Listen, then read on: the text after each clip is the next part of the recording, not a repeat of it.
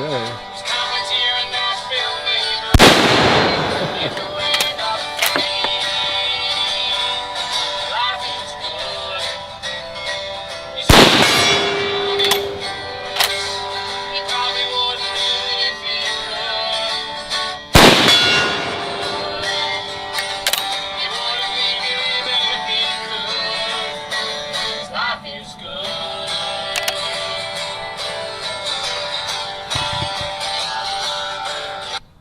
Yes, Hickok 45, still with pairing issues. No speaker, JBL speaker, would not work. I wouldn't buy one of these. I will go buy a different brand now. I cannot get this one to pair no matter what anymore. So anyway, your internet shooting companion coming to you from the warmish hills of Tennessee. Tick-filled and humid and green. Yeah, but we're here, home of Dolly Parton. Yes, Tennessee, glad you're here and you're not afraid of ticks, at least too much. So, yeah, here we are with the K31. Many of you recognized it because you have one, or you've seen one, or you want one. You're shopping for one. Interesting rifle. I have not had this thing out in I don't know how long. I've noticed it in the safe, and I'm going to get that out one of these Sundays. I finally got around to it, and it's pretty bad. The first time I fired it too was here, sort of in the video. Tried to start the camera going, and I couldn't figure out how to fire it. How dumb am I? You know, in the safety, I hadn't messed with it for so long, just getting in the safety off and in position and everything. So I fired one round, figured, oh, okay, that's it. So I had 5 instead of 6 that you all saw. I fired the first one when I figured it out. It's pretty bad, isn't it, when you have so many firearms? You have to relearn. Yeah, it is a little unusual. It's the old Swiss K31, and it's beloved by many. The reputation it has is of high, very high quality, accuracy. It's a little unique. You notice it's got the straight pull design on the bolt. Well, now I've got nothing in it, but it when you fire it, then you just pull straight back and straight forward to put the next round in, and the bolt does the turning in there. The handle doesn't turn or anything. So pretty interesting. You can see it's kind of in a groove there, a little cog, and works pretty well. Yep, had that a while. Bought that up in, oh gosh, no I didn't. I'll have to look it up. I tried to buy one in Kentucky. That's right, that's how that went. My first K31, I was at a Kentucky gun show in Somerset, and a fellow had one just like this. I was going to buy it from him, and because I was from Tennessee, he wouldn't sell it to me, and I could not convince him that it was okay. It's a long gun. We're adjacent to Kentucky. There's no problem with that. But he was this old fellow that just, I don't know, he's afraid the ATF would be after him or something. And it was kind of frustrating because it's perfectly legal. And and at that time, at least, you didn't run across them very often. I don't think you still do in gun shops necessarily, or gun shows. And so I hated to leave it there, but I wasn't going to get in a big fight with the guy over it. Gee, I didn't know anybody else like the show really set up there. You know, if it had been a situation where somebody I knew, local gun shop or something, from Tennessee, you know, had a table there, and you know, could have explained to him, or bought it through him, the Tennessee dealer or something, you know, all of which would have been perfectly legal. But anyway, but I did find one. I don't remember where. I'll have to look it up. Might have been online. But pretty neat round. I've got some Hornady here I'm going to shoot. Had to go digging for ammo. You know, the 7.65 or yeah, 7.5 but 55 is a nice round, very nice round, and it's cool. So a little Privy Partisan. What else do I have here? Some stuff that's from Switzerland. Yeah, I got some of those. I've shot a few of those, not a lot, and I'm not ordered any of those yet from yards. And then of course Alabama holster. Oh, I got a different Alabama holster for a change in my pocket. This one's for a LCP Max. Been carrying that some lately. Okay, appreciate their help. Make great little concealment Kydex holsters of all kinds. Yeah. So, and Ballistol and Talon grips come through constantly. Ballistol, put a little on here. I didn't put much on here. I hope I put enough. And speaking of my little LCP Max, I've got the Pro Grips, Talon grips on that. So lots of support we get. And I've got another handgun out here I'm going to shoot. And again, you know what year it is? The 150th anniversary. So you know what I have out. You just don't know which one. Yeah, 7.5 inch, made in 1957. Let's shoot it. It was a little dirty from some other shooting, and so I thought I'll get that out and shoot it Sunday. Yeah, so I just took a couple of shots with it, and got it a little bit dirty. Oh man, here I am. Yeah, I got a charger too for this K31. They call them chargers, I think. Okay, not clips, and I have it loaded. So, and they hold 6, I think. Yeah, it holds 6 because the magazine holds 6. Also, an interesting rifle. If you've never seen one, you get a chance, pick one. Well, maybe pick it up to look at it. I don't know, depending on where you are. Pick it up with permission. Let's put it that way. Yeah, magazine, very high quality piece of machinery. The way that works and comes out of there, and just great. I've never put a sling on this one, and but you know it's all matching. The bolt, just everything. Even the magazine has a serial number on it. It's I think the barrel bands might, do they? Maybe not. I'm thinking of a Mauser, but yeah, it's obviously intact as it came from the factory. So great gun, great gun. Yeah, so I don't know, what else do you need to know about? Anything? Hope you enjoyed Independence Day. If you live in this country, right? That's probably a first prerequisite for one thing, I guess. And I hope you saw the little cannon I got shot. I don't think I'd shown that to you. I meant to bring it out on a Sunday. Bought that in Friendship, and I think that's why I didn't say anything about it. I was going to bring it out sometime, maybe do a video pretty soon with it, or just show it to you. But it's a really neat little cannon. I believe it's a replica of a Civil War cannon, era cannon, I believe. Yeah, howitzer, maybe, I don't know. Y'all saw the video, check that out. Tell me what that is. I'm not astute, knowledgeable about all the various models of cannons. Some people are, wow. And there are so many different types. That one is one of my favorites. It's kind of a standard, I don't know, howitzer, whatever they called those.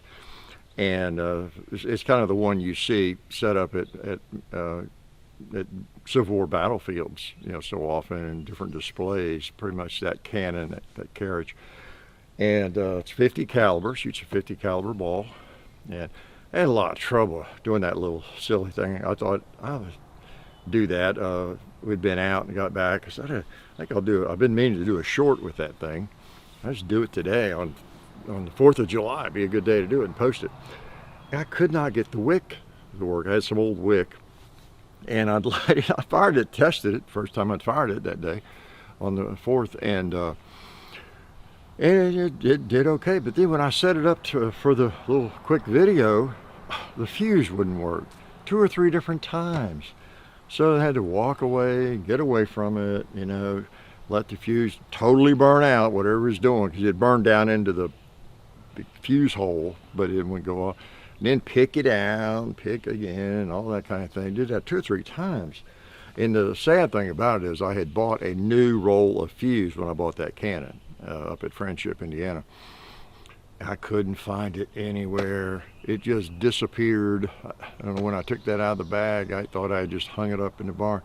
I couldn't find it anywhere. I was so upset with myself. But in the process of looking for it and digging through everything, I found some other cannon fuse I'd bought many years ago. And I thought, well, this is not even sealed up in this plastic, but it looks like nice fuse. I'll try it. And I'll be darned, I cut off a couple of pieces and just lit it, and whoa, it was nice. It went to town. It was burning hot. And so that's what it worked in the Canon. So I was glad I ran across that. Apparently there's fuse and then there's fuse. There's just different levels of quality. You know, I didn't know that. So anyway, that's pretty neat. Of course, a great day to celebrate. My gosh, especially these days and after the last few years. You know, you hate to be a pessimist, but you also wonder, you almost wonder whether we should even celebrate. Do we deserve to celebrate? We're losing our independence, you know, in so many ways, and our freedom of speech, freedom of everything, it seems at times, doesn't it? And it's almost tarnished holidays like that. But I don't know. I kind of feel on a positive side, optimistic side. I'm seeing a bit of the pendulum swinging back. How about you? You know, some of the recent court decisions, and then again on top of that, the federal judge telling the White House to stay out of tech, you know, and giving big tech instructions about what to block or not and all that kind of thing. And it doesn't matter who's in the White House. They shouldn't be messing with that, right? So I don't know. Maybe there's hope. You think? Well, we need a return to sanity. That's for sure. In the worst way. And it's up to you and me to make sure it happens. Yeah, it really is. So anyway, you know, we lose our rights, then we lose them slowly, and we don't realize it, you know, and then they're kind of gone. We're not really exercising them. But, you know, Frederick Douglass said that a man's rights rest in 3 boxes. I don't know if y'all seen this: the ballot box, the jury box, and the cartridge box. And boy, that is the truth. It is so much the truth. Okay, what should I shoot? Can I load up this 45? Let's do. Oh boy, sounds good. All right, what we got here? Got this from Widener, some Fiocchi Cowboy Action Ammunition, 45 Colt. Ooh, look at that, 45 Colt. It's hard to beat that round, I'll tell you. Fun to shoot. It's not going to magnemize you if you're recoil sensitive. It you know you fired it. I like a 45 ACP. You know you fired a big cartridge, but it doesn't hurt you. Okay, it doesn't hurt you. Let's put one on that target. Boom! Right in the bullseye. I ain't not believing that. All right, red plate. Sweet. Boom.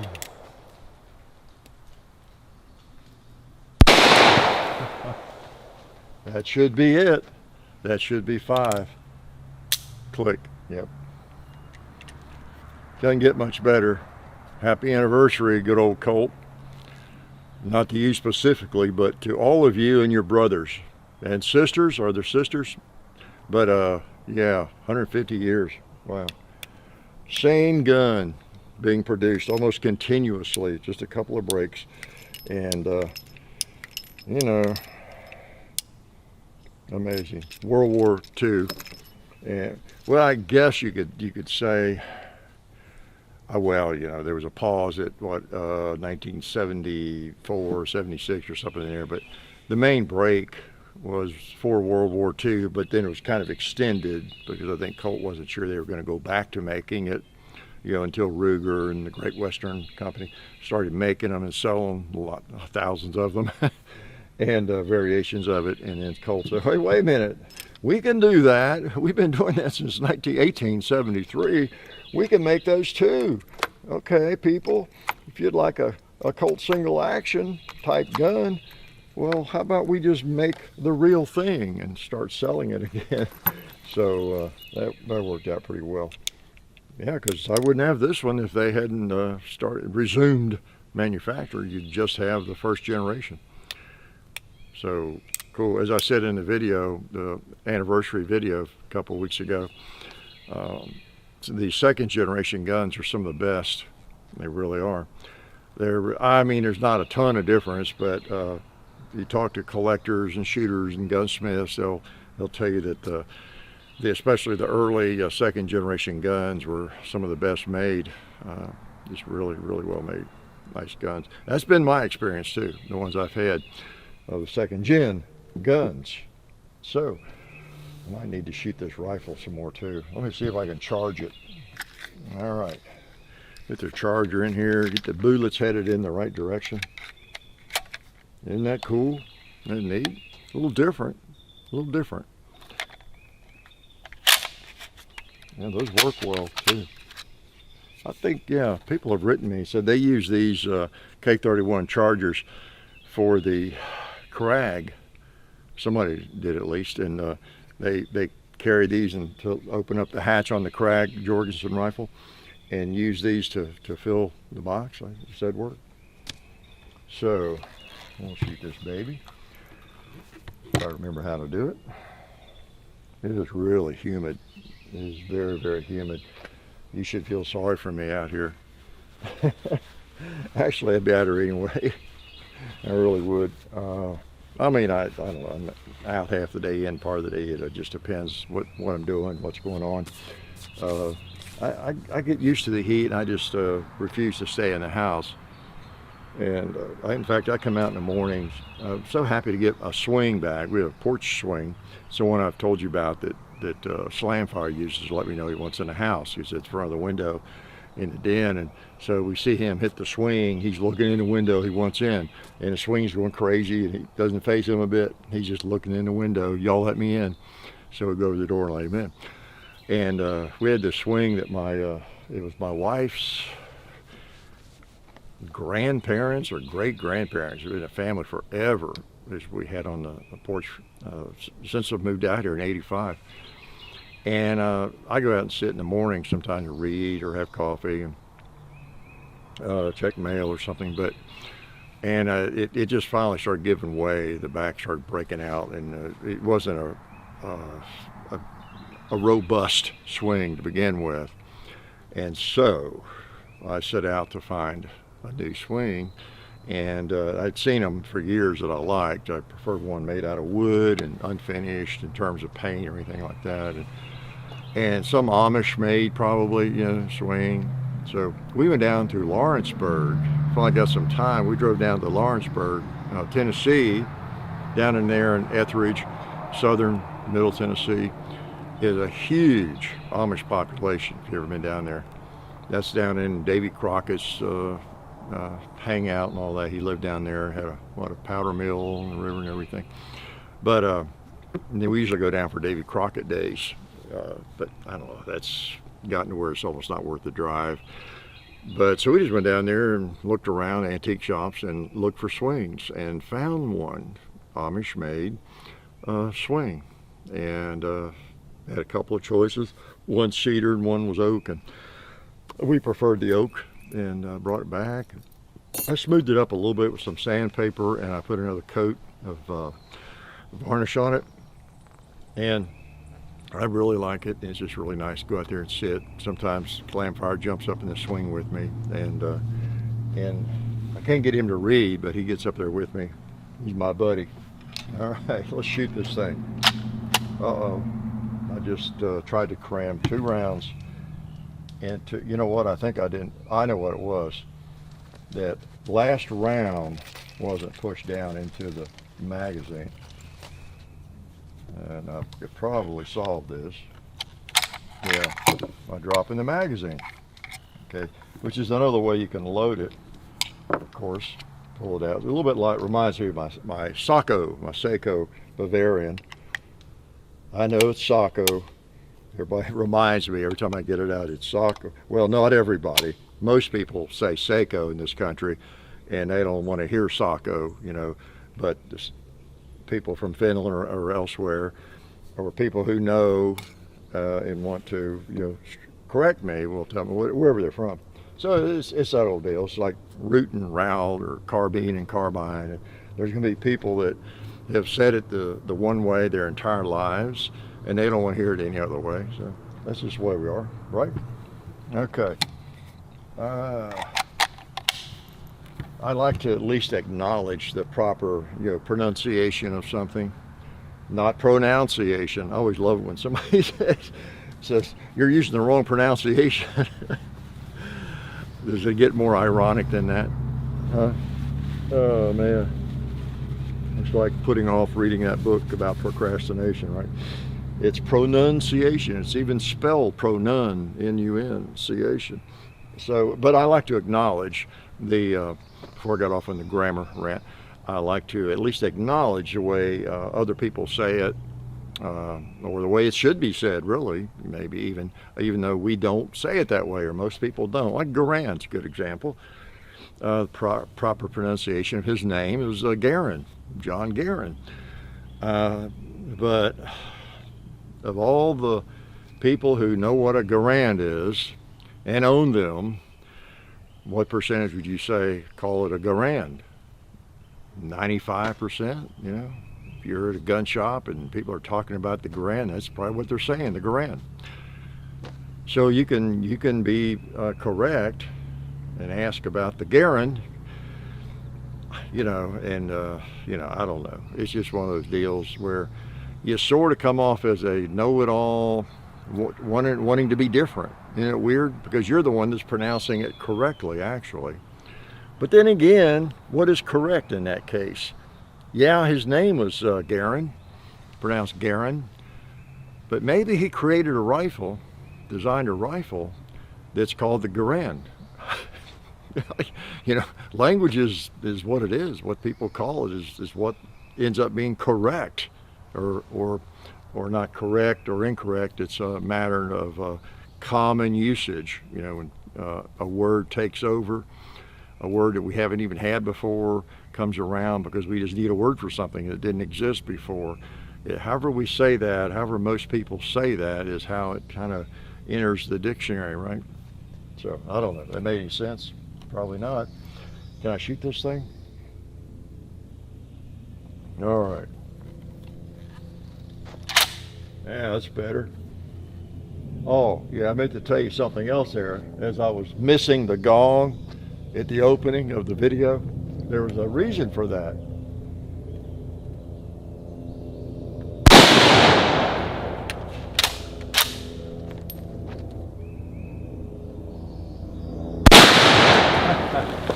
It might have been the reason I missed that.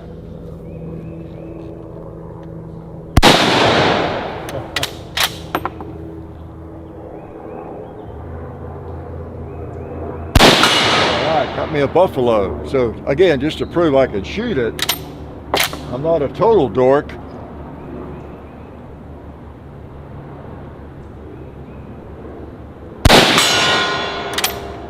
One bullet left. How about a red 2-liter? Wow. I hope you saw that one. I remind you all of this every now and then. That red 2-liter went laterally, literally laterally. Is there such a thing as due lateral? You see, that would be more of a easterly direction. So it went due east, and did not pass go. It went about 25 yards over there. You can't see it necessarily. Again, that's an illustration of what happens when you shoot something that has a lot of liquid in it. Okay? Things like that, watermelons, bottles, they do strange things. Anything that has a lot of liquid in it.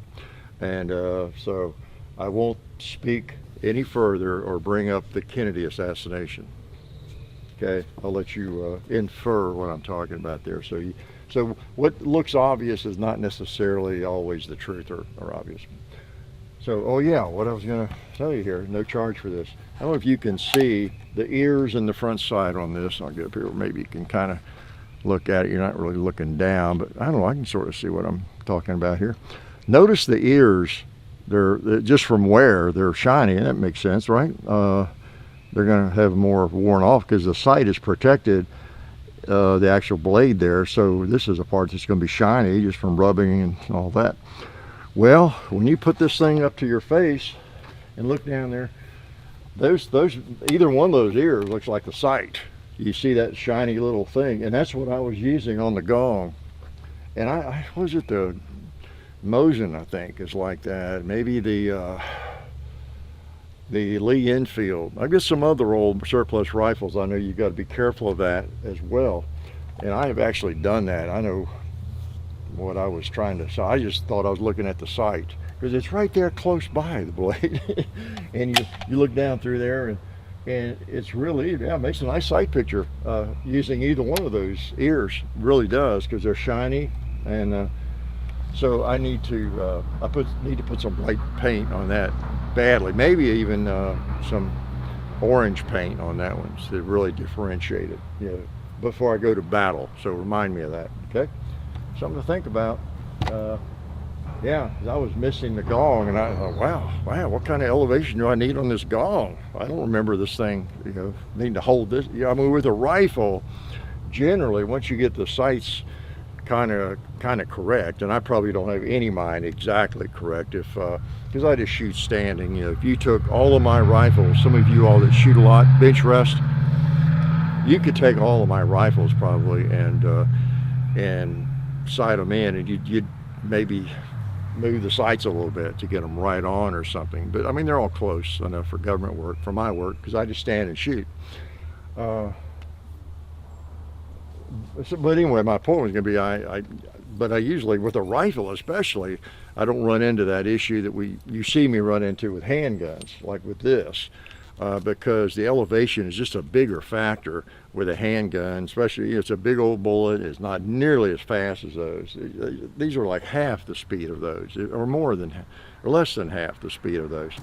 And then you got heavy bullet. You shoot a 200 grain bullet one day, and you can shoot a 250 grain bullet, and out of a handgun. So you get really a change in impact and a sight picture that's needed that can be, you know, fairly dramatic sometimes, especially at long range, right? With a rifle though, you know, you're shooting out something on 2,500, 3,000 feet per second, and you get the sights pretty much close on, and, you know, 80 yards, you know, you should be able to hold it just about right on, you know, and you're gonna hit somewhere in that range. So that's how am I missing this thing? The second shot I held a little more carefully, but yeah, I was careful, but I was carefully using one of those ears as my front sight. That's what I was doing. So I learn something every day, and I try to pass it on to you all. You learn from my ignorance or my idiocy, my negligence, okay? So I usually know what it is. I usually can figure it out. It's just I maybe have forgotten it, you know. All right. Hey, what else? Anything else you want to know about? Hope you saw the the single shot video and all those, the original 1886 Woods Walk, and all the other fun videos we've been posting. I'm always so sorry. Man, I've been so fortunate to have some really cool firearms. Well, like this, you know, this Colt, that 1886 rifle. You know, that thing was made in 1886. And, you know, to be able to take a rifle like that out and shoot it and enjoy it, that's that old, it's just, it just stirs your blood, you know, and to have fun with it. And I always wish videos like that would get 1 million views, you know, but, you know, for one thing, that one's demonetized. Yeah, dangerous, right? And, you know, so they just don't get out there that much, you know, and it's got to be something really sexy. And of course, if you really want to get views, you got to have some crazy thumbnail, right? And some crazy title and all that sort of stuff. And maybe not be about guns helps too, right? But anyway, the most important people see it, like you all, and the people that appreciate firearms like that and keep up with the channel, you know. Which reminds me, a really good illustration of well, how you have to keep up with the channel if you want to see the videos. You're not going to get recommendations, definitely, is that funny little video we did when Tucker Carlson was here about the shoulder thingy that goes up. Remember that, barrel shrouds and all that, alluding to his interview years before that, you know, and I linked to that interview in the description of that video and in the pinned comment and everything. But that little funny thing we did, and John and I started out as if we were going to do a basics video, and you know, we kind of prepped it a little bit, but no lines, no scripting. Like somebody asked me about, said something about well scripted. No, there was no scripting, other than, you know, we kind of set it up so we'd start the video like we're going to have a basics video, explain something about barrel shrouds and or whatever. And we just told Tucker, why don't you just come in and interrupt us, and then we'll go from there. And that's what he did. And he just really carried the day, as I've said. I didn't even know he was that ready to do it. You know, it was funny. He was agreeable to do it, but I didn't know he was going to get into it like that. It was great. But anyway, I don't know if you've noticed, if it's hit you or not, but that video is 2 years old, over 2 years, and it's getting suggested like crazy. Like, it's essentially gone viral. It's unreal. I mean, just comments constantly being placed on people and views. It's like we just posted it yesterday, and it's some crazy video that everybody wants to see. 2 years old, you know. So, and if you notice that, go to that video. It's I forgot what it's called. Tucker Carlson and the shoulder thingy that goes up or something, but every other person comments. Every other comment, literally almost, is, why didn't I see this? Why am I just now seeing this? Why is this just now being suggested? I saw somebody walking in my driveway. It must be just a second.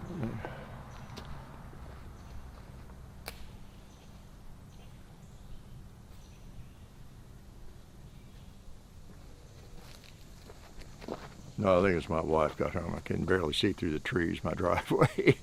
I just wanted to be ready. If I was going to have to go into combat mode, I guess I'd be better off to grab this instead of the Colt, right? But anyway, that's an illustration, I think, of how it is. You know, I've told a few of those folks, you know, why am I just now seeing it? Well, I don't know, but you probably missed hundreds of other videos too. You know, I mean, they're just not being recommended or suggested. You know, so I don't know what the deal is with that one. And there's a couple others like that. They just pop up. The Carcano and something else posted years ago. You know, so it's very random. I don't know how. Who knows what the algorithm does? But at any rate, that's a real good illustration. Everybody's curious. They can't understand why they hadn't seen that video. Well, probably the same reason you haven't seen a lot of them. You know, they just don't get recommended. What else do you want to know about? Anything? Oh, that's something about Western movies. Speaking of these, it came to my mind. I was watching some Westerns this week. Believe it or not. I know that's hard to imagine. And I don't know, something going to tank gunfighters, maybe in the rifleman, or I don't know, the lawman. You know, lawman, is it the lawman? Lawman. No, it's just lawman, I think. Is a good series too. You know, not a lot of people bring that one up when they're listing their favorite Western series of all times or anything, but yeah, that is a good one. John Russell and Johnny McKay, that's his name in the show, isn't it? The young guy, what's his name? But I always liked that when it was showing originally. And it's still good. And but anyway, I've talked about, you know, people getting winged, shot in the shoulder, and it's no big deal, you know, or knocked out with a gun barrel, bonk, concussion time. They're out for a few minutes, whatever is needed for the plot line. They come to and they're rubbing their head and then they're fine. Shot in the leg all the time, shot in the arm all the time, shot in the shoulder, like in places like right in here and here, and they still jump on the horse and take off, and it's just a little flesh wound, you know. There's just things like that, conventions that help the show move along. It enables them to use the plot line they want to use. Well, another thing they do that has long bothered me a little bit, you notice, like everything in the world, and in the Westerns, the glitzy characters are the gunfighters, of course, or the sheriff, the deputies. You know, those are the cool people, the ones involved in the conflict. The guys hanging out in the saloon, you know, the gunfighters, the fighters, or whatever the case might be, rodeo guy or whatever. And the shopkeepers and the sodbusters are like the fourth class citizens, if you notice. And I mean, they're just regarded. In fact, they call it, like Lucas McCain, they refer to him as a sodbuster. Who's that sodbuster? Like, that's an insult if you're a farmer. That's an insult if you're a farmer. You know, like, who wasn't a farmer to some extent back then? Or if you're a storekeeper, that one really, they do a lot of that, no matter what it is. My gosh, I could name lots of shows where someone was a storekeeper, then they got a real life and became a cattleman or went off to fight or something like that. But a shopkeeper, and we got him wearing the apron, you know, and, you know, being a meek guy or something. Yeah, like a shopkeeper. Well, how about a shopkeeper? Isn't that the same as a businessman, a business person? Yeah, like you actually have something going for yourself. You know, I mean, you think about a cowboy was really kind of a low-wage job then, and I guess still is, depending on what you're doing. But, you know, like a cowboy, a cattle driver, they'd make $1 a day or something like that. I don't know, less. And there's a lot of money, $1 a day back then. But you know, it's usually young people on those cattle drives, people who would work for that, and there's harsh conditions, and, you know, fighting cattle and shoveling manure, all the things that go along with that, you know.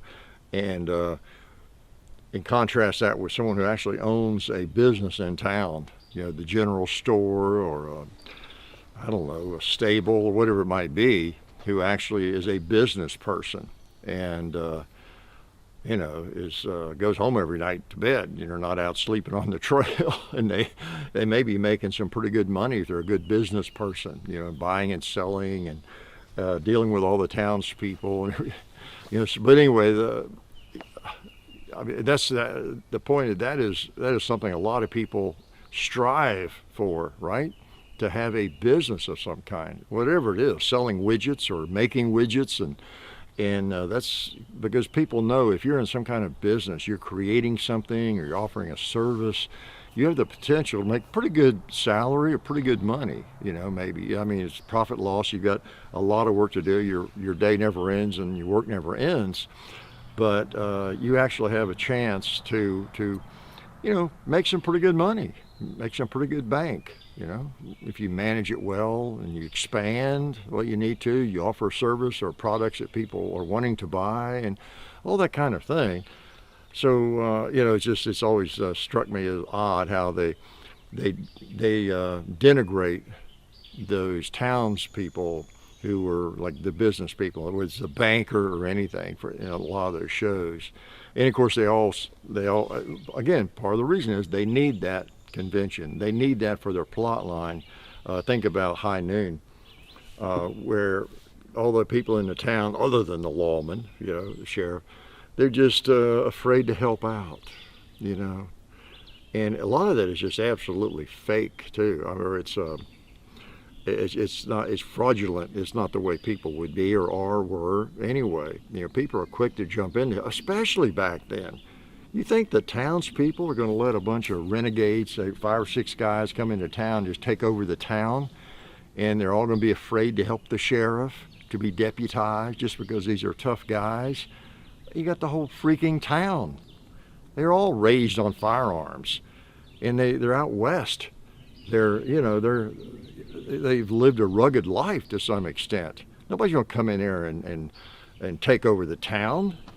The sheriff wouldn't even have to come and ask, you know, for the most part. You know, think about that. My gosh.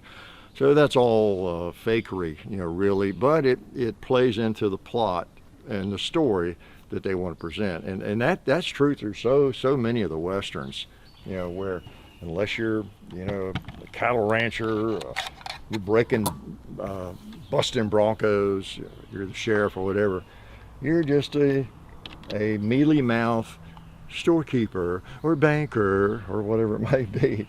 So they get a lot of mileage out of that, and hopefully people are smart enough to realize That would not have been the case. Not have been the case. Again, High Noon is one of the best examples of that, I think. Although it's a great movie. It's like a lot of things. You can enjoy fiction, just realize it's fiction. And think about, you turn your brain on when you're watching that kind of stuff. Everybody, young people, yeah, I mean, just be aware. It's not the way the world is. It's interesting to watch. It's a story. And you got to have that conflict. Like in High Noon, if everybody's ready to jump in and help the sheriff fight those bad guys that were coming to get even with him, well, you could add a good gunfight and everything, but you wouldn't have had the drama, because almost the entire show is based around his running around town trying to get help.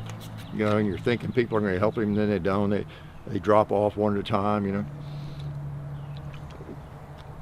Keep that in mind with anything. In order to get the plot line the writer wants, they might step away from reality a little bit.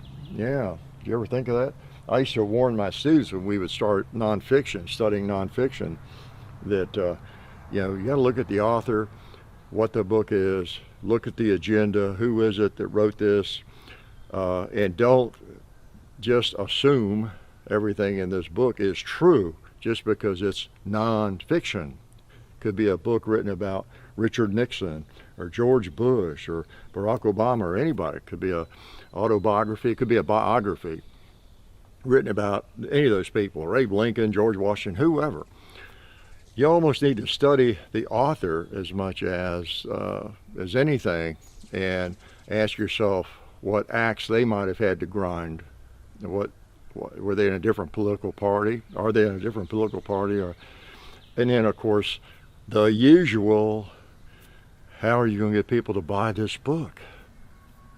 How are you going to get attention? Hey, a lot of that around YouTube, right?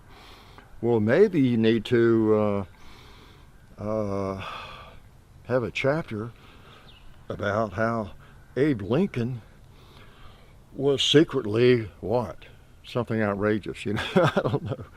Because somebody, somewhere during his life, accused him of something that was totally bogus, but that'll get people's attention. You say you just don't know what the author might be pulling up there that's pretty silly, actually. All right, speaking of that, let's shoot this silly rifle. Blow that target over. I keep thinking, since it's straight pull, that it's semi-automatic. But it's not. It's just fully semi-automatic, right? I should put a note on that in case that happens again. All right, let's shoot that red bowling pin down there. All right.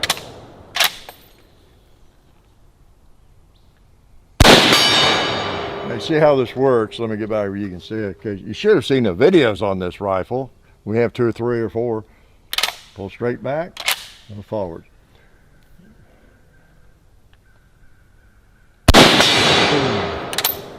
One more. All right. Pretty neat rifle. Very robust. Just feels strong. It is a little weird, you know, just pulling straight back, and you know, but the bolt is turning. See if it, nope. Let me take the magazine out. Nothing more annoying is there than a magazine lip that bolt's hanging. As you push it in, see, it turns and locks in. Like that serial number is over here on the side, okay? But as I push that in forward, it rotates and it's at the top. And I'll typically look for that because you make sure it rotates in there, because that means it's locked in. And if I see that serial number on the top, I know I'm good. All right. And I can sort of feel it, you know, whether it's chambered and locked in right. And it always has. I'm not buying trouble. Who would buy trouble? Even if it were at a good price, right? So, I had this ready to shoot. Let's shoot it. Good old Colt Single Action Army, 45 Colt. Let's see if I can hit the bullseye on this target. Oh man, I did. What a shot.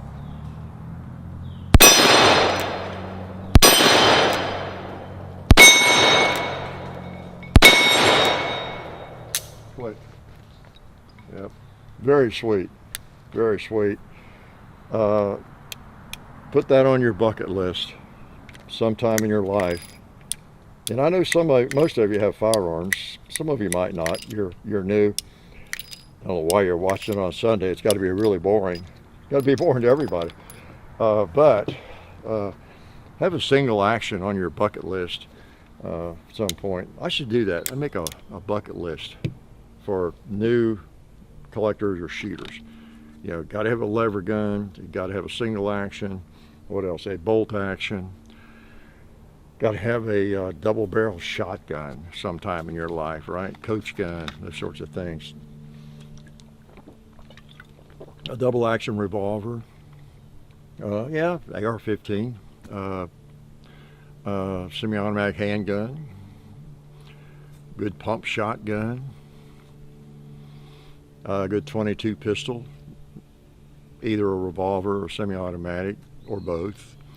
Maybe same with a rifle, .22 rifle, bolt, semi-auto, lever, whatever, you know. So, you know, it's only about 15 guns you got to get if you want to be well diversified, okay? So, just my advice. All right, anything else you're dying to know about? Gosh. Anything I was going to... Young people, yeah, let me give young people some advice if I have any. I'll tell you, you know, I've talked a lot. I am not a financial advisor. I am not a doctor. I don't have a degree in nutrition, these things I talk about. But like finance, you know, I think food and money are really, really similar, aren't they? Most humans, all of us at some time, we have trouble managing both one of them or both of them, don't we? Really, think of somebody you know, including yourself, who at some point has not had difficulty managing food, their diet, or the finances. It's just, yeah, it's like just common as air. Really, it is. And we almost know the answers already. We just can't get the self-discipline to do it right. What a lot of it comes down to. But if you can conjure up some self-discipline in both areas, it's really, really advantageous, young people, old people, whoever. And again, let me mention, a good place to start is just some people. What helps me with some things is to constantly keep some folks in front of me and learning about it. Like reading, if you read a lot of books on a certain topic, you just get more knowledgeable, and then you also, it helps you keep the religion. You know what I mean? It helps you keep the religion. Just like if literally you want to be a very religious person of whatever religion it is, if you're constantly reading about that religion, the history of it, or the supposed sacred documents associated with that religion, whatever it is, it's going to keep you on track, right? Well, not to give these folks any religious significance, but again, Dr. Ken Berry, you know, when it comes to diet and eating properly and the proper human diet and all that kind of thing, you may not agree with him, but I would watch as many of his videos as you can.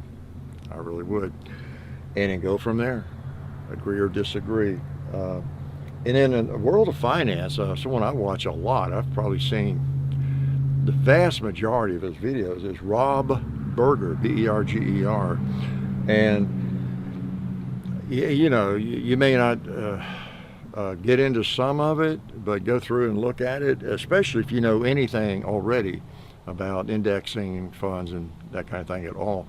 But he like Ken Berry, common sense approach, understandable and common sense. So I just would feel remiss if I didn't mention both of those names, because both those people, I've watched the vast majority of both of their videos, and you know, for whatever that's worth, they both are so sensible to me.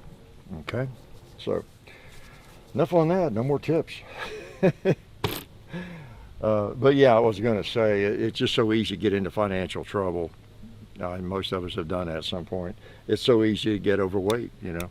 And in both cases, it's the ideal thing to do is to avoid getting down the road very far in terms of problems in either area. you know, and so it helps to kind of find good books, maybe written by these people or whoever, and videos, and just stay on track, keep yourself motivated, and it'd be good. I think it's good for me, so whatever's good for me, it's got to be good for you, right? Even though I'm not really human like most of you. So I'm going to shoot one more thing and let you go. Which one should I shoot? Huh? You all choose. I'll hold them both up. Well, I've shot a lot of these lately, and you know, I overdo it with the old Colt single action, and I'll continue to bring it out all year. So let's shoot this K31. That's a little different animal. I need to order some ammo for that. Let's see if Widener's has that. It's not everywhere, but I mean, you know, I haven't checked yet, but I might have some more somewhere. Yeah, I might. I'll look around. But I mean, they're not like totally abnormal chamberings. It's like the 6.5 by 55. This is the 7.5 by 55. Don't confuse it with the Swedish Mauser. This is the Swiss round. Don't confuse Sweden with Switzerland. The Swiss is the 7.5, the bigger bore. 7.5 by 55. The Swedish Mauser, again, is the 6.5 by 55. Both very nice rounds. All right, what did I put in there? 6, yeah. All holds. Okay, it's meaning to find another mag for that sometime, but I don't know if they're even available. This one's the original, serial number to it, so that's pretty cool. All right.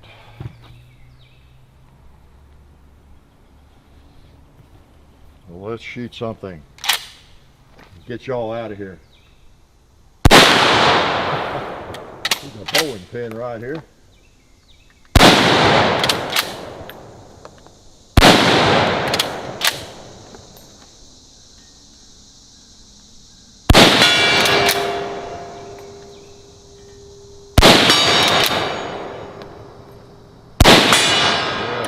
Nice.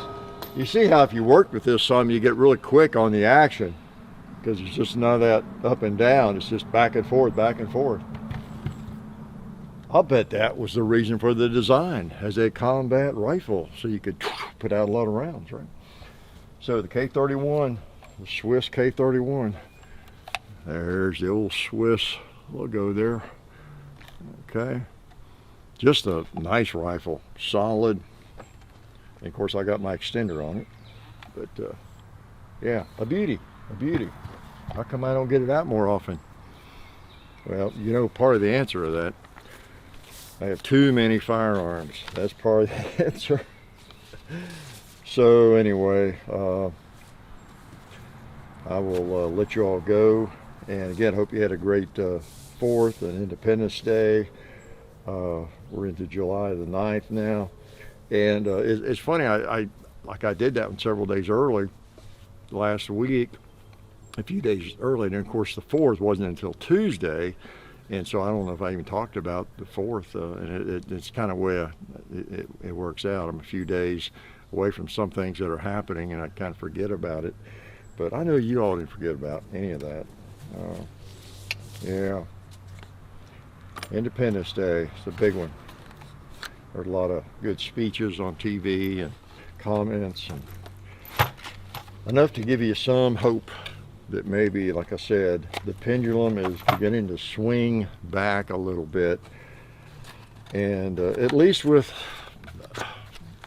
some people, I can still be a pessimist. I'm still afraid that a lot of folks, especially young people, that they were not even introduced to the Constitution in school, elementary, middle, or high school.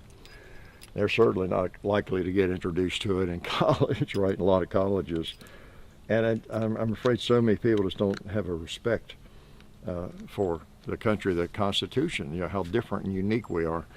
And it would probably be, maybe that's what we should do, take up a collection, have a fund that we all contribute to, whatever we can, that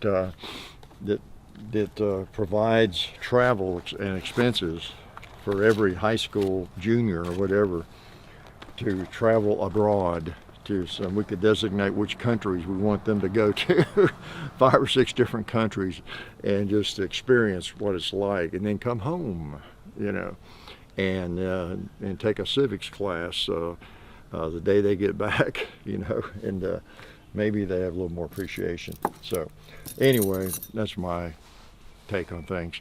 Good to see y'all. I hope you didn't get any ticks, and I hope I didn't get any ticks. They don't just crawl up your legs. I spray the heck out of myself and with Avon and everything, but sometimes they will just drop out of the tree and be on your shoulder, you know, get on your arm. Okay. Now, I don't live in deathly fear of them. I've had a lot of ticks stuck on me over the years, and I had one about a week ago, back of my leg, you know. They start itching, you know, about a couple hours after, you know, they get on you, and pulled him off, you know, so I don't know. I ain't been killed yet by them. I think they need to be on you, stuck on you for a while before they really pose much of a threat in terms of Lyme or all the various things you might catch from. And you're not going to get it from any old tick. I mean, it's not like every single tick out there is lethal, as I understand. And then you want to just catch it early, and they itch, so you're gonna know it's on you, because that night you get in bed and you're like that, and I suspect it. You know, if I got an itch on my leg or something, or my back, I don't know, that feels, because I know the feel. I know the type of itch I get, and so I get up and look and make sure it's not a tick, or make sure it is and get it off. You know. So they're never on me very long if I do get one, and that's the way, you know, you want to be. You want to find them early and get rid of them. Put them in the microwave. I've actually done that before. Don't tell anybody. Yeah. So anyway, I'll let you go and quit admitting to crazy things, because you're liable to tell somebody. Life is good.